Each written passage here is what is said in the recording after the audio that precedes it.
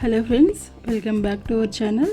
ఈరోజు మనం ఇంట్లో ఉండే సింపుల్ ఇంగ్రీడియంట్స్తో కేవలం 10 నిమిషాల్లో నోట్లో వేసుకుంటే కరిగిపోయే ఒక అదిరిపోయే రాయల్ డిజర్ట్ చేసుకోబోతున్నాం. అదే మైసూర్ పాక్ బ్రెడ్ మలై టోస్ట్.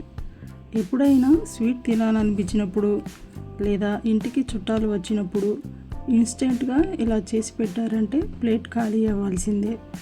మరి లేట్ చేయకుండా ప్రాసెస్లోకి వెళ్ళిపోదామా?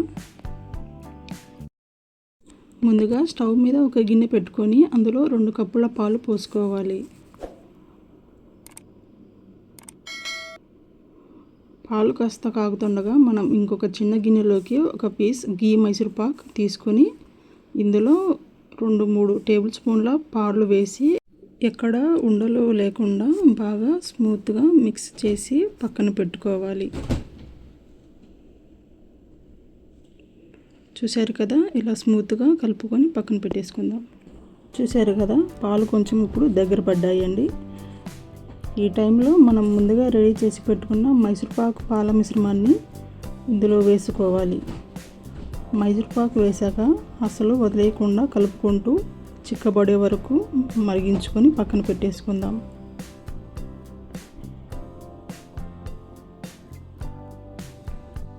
ఇప్పుడు నెక్స్ట్ స్టెప్ కోసం ఒక 3 బ్రెడ్ స్లైస్లను తీసుకుందాం. ఈ బ్రెడ్స్కి ఉన్న అంచులను నీట్గా కట్ చేసుకోవాలి. అంచులు కట్ చేసుకున్న తర్వాత వీటిని మధ్యలోకి క్రాస్గా కట్ చేస్తూ మంచి ట్రయాంగిల్ షేప్లోకి కట్ చేసి పెట్టుకోవాలి.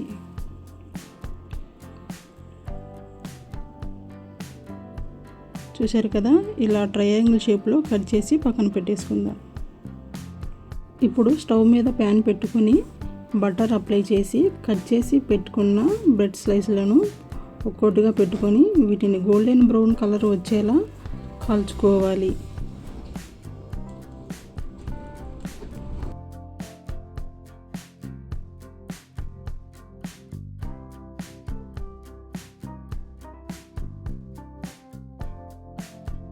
ఇక ఫైనల్ స్టెప్, ఒక ప్లేట్ తీసుకొని మనం క్రిస్పీగా ఫ్రై చేసుకున్న బ్రెడ్ ముక్కలను ఇలా వరుసగా అమర్చుకోవాలి. వీటిపైన ముందుగా తయారు చేసి పెట్టుకున్న వేడి మైసూర్పాక్ రబ్డీని ఇలా పూర్తిగా కవర్ అయ్యేలా వేసుకోవాలి.